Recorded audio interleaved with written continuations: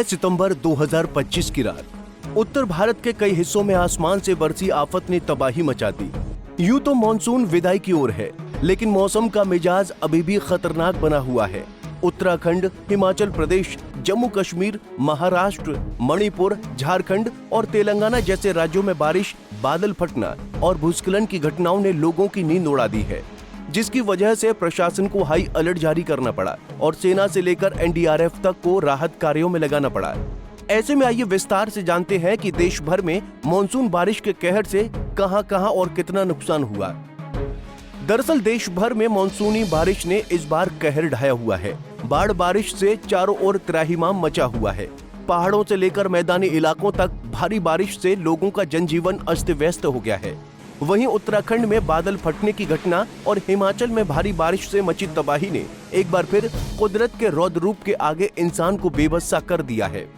अगर बात करें उत्तराखंड की, तो उत्तराखंड की राजधानी देहरादून का प्रसिद्ध पर्यटन स्थल सहस्त्रधारा सोमवार यानी 15 सितंबर की देर रात भीषण बादल फटने की चपेट में आ गया। तमसा नदी और करली गाड़ नाले में पानी का बहाव इतना तेज हो गया कि कई दुकानें और घर बह गए।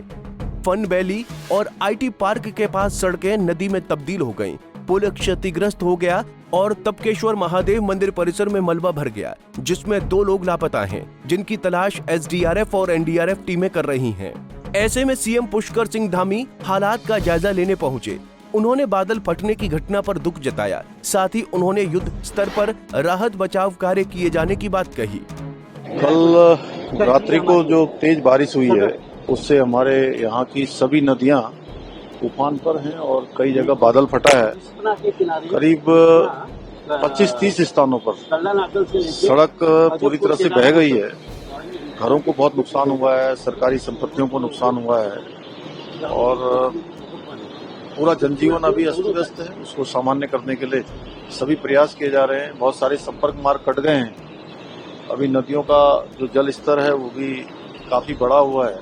पुल भी खतरे की जद में, आप देख रहे होंगे। ये हमारा सोंग और बांदल 2 नदियां यहाँ पर मिलती हैं, तो इस पुल को भी खतरा हो गया है। उसका जल स्तर कम होगा। हम लोग सभी विभाग हमारे युद्ध स्तर पर काम कर रहे हैं, सभी कोऑर्डिनेशन कर रहे हैं। आज आदरणीय प्रधानमंत्री जी ने भी प्रातःकाल सारी जानकारी ली है। उन्होंने चिंता व्यक्त करी और हर प्रकार से हमको आश्वासन दिया। आदरणीय गृह मंत्री जी ने कि हर समय राज्य में जो आपदा आई है, आज देहरादून में जो बड़ी जल भराव और बादल फटने से नुकसान हुआ है। इसके अलावा जिला मजिस्ट्रेट सविन बंसल और एसडीएम कुमकुम जोशी रात भर मौके पर डटे रहे। वहीं हालात को देखते हुए देहरादून के सभी स्कूल बंद कर दिए गए हैं।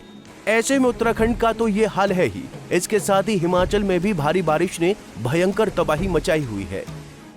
हिमाचल में धर्मपुर बस स्टैंड जलमग्न।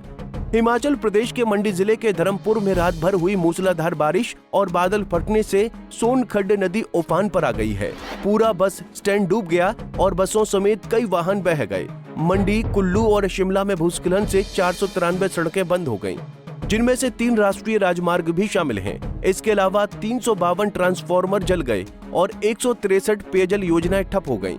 जून से अब तक राज्य में 409 लोगों की मौत हो चुकी है और 41 लोग अभी लापता हैं।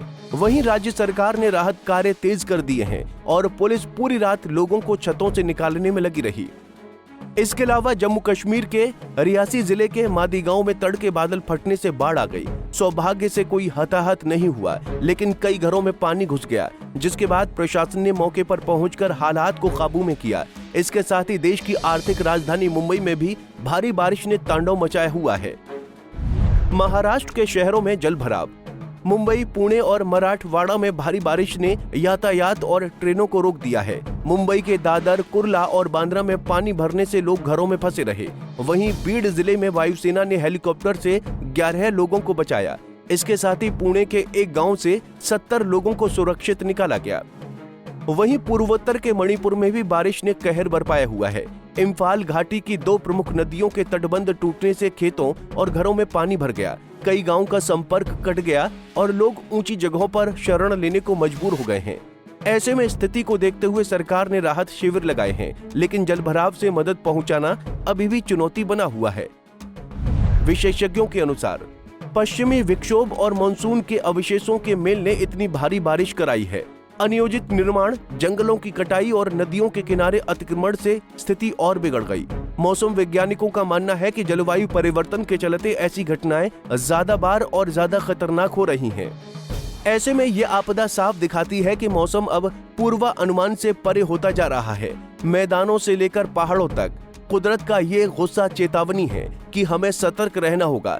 वहीं ये प्राकृतिक आपदा एक बार फिर हमें याद दिलाती है कि जलवायु परिवर्तन और अनियंत्रित विकास गतिविधियों का सीधा असर हमारे पर्यावरण पर पड़ता है। जहां समय रहते मजबूत आपदा प्रबंधन, सुरक्षित बुनियादी ढांचा और जागरूकता ही ऐसे संकटों में जनहानि और नुकसान को कम कर सकते हैं। Bureau report, Punjab Kesari TV. हमसे जुड़े रहने के लिए हमारे YouTube चैनल को सब्सक्राइब करें और नई वीडियो की नोटिफिकेशन के लिए बेल आइकॉन को दबाएं।